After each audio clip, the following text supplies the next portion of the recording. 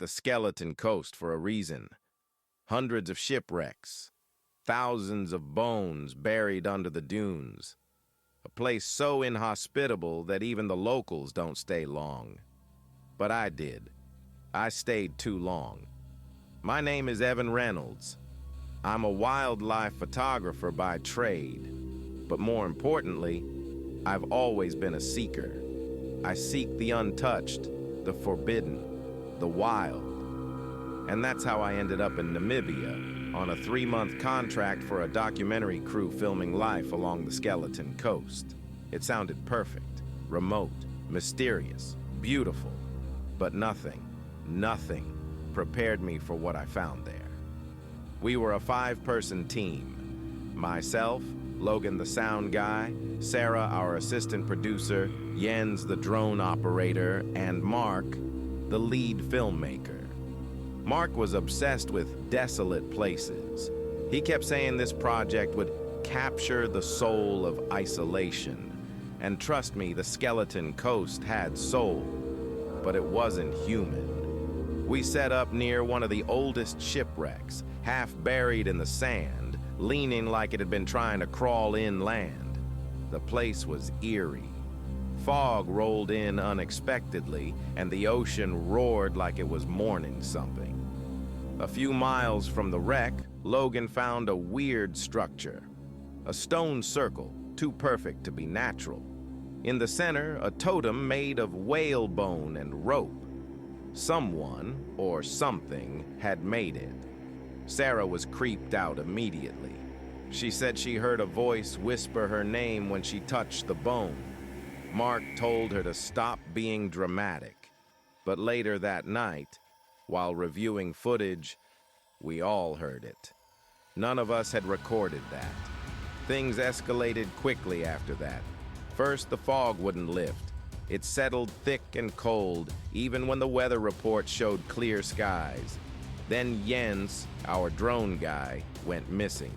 He'd gone out to get a sunrise shot. His GPS showed him moving inland. Then it just stopped. We searched for hours, found his drone still hovering, battery dead, no sign of him. Logan swore he saw footprints, bare ones, next to Jens's tracks. But they didn't go back, just disappeared. Mark said Jens probably wandered off, that we should keep filming. We should have left that night.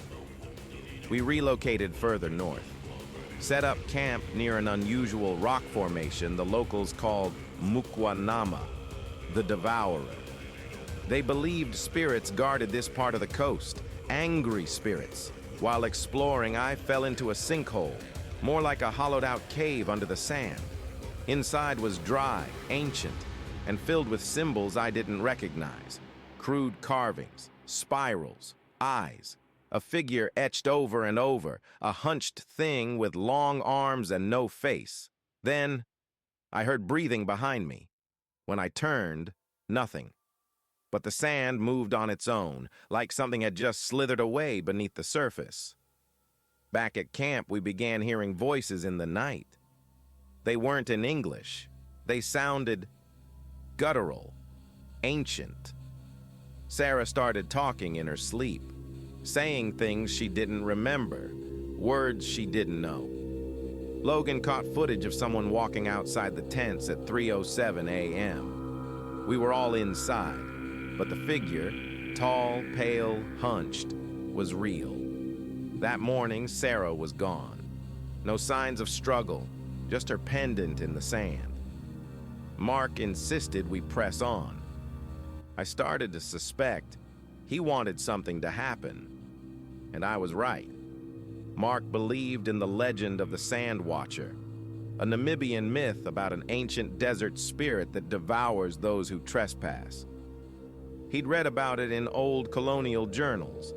He said he wanted to document a real encounter, so he built a shrine using bones from the shipwrecks, lit a fire, and started reading from some journal he found in a closed museum. The wind howled. The air got thick like pressure crushing my chest. Sand started to swirl, but not from the wind. It spiraled around us. Then something stepped out of the fog. Not a man, not an animal, just long limbs stretched like driftwood. And no face, just a mouth, gaping, smiling. I ran. I don't know what happened to Mark. I never looked back. I woke up days later, dehydrated, covered in sand, alone. A search crew from Swakopmund found me, miles south of where we'd been. I'd walked in circles. They said I kept whispering in my sleep, "It's watching. It's still watching." The footage was confiscated by the Namibian government. Only fragments remain. No record of Sarah, Jens, or Mark. Only me. I've tried to forget, but sometimes I still hear it. At night, in dreams. The sound of sand dragging across bone, and a whisper that always follows me. You looked, and now you belong to the sand.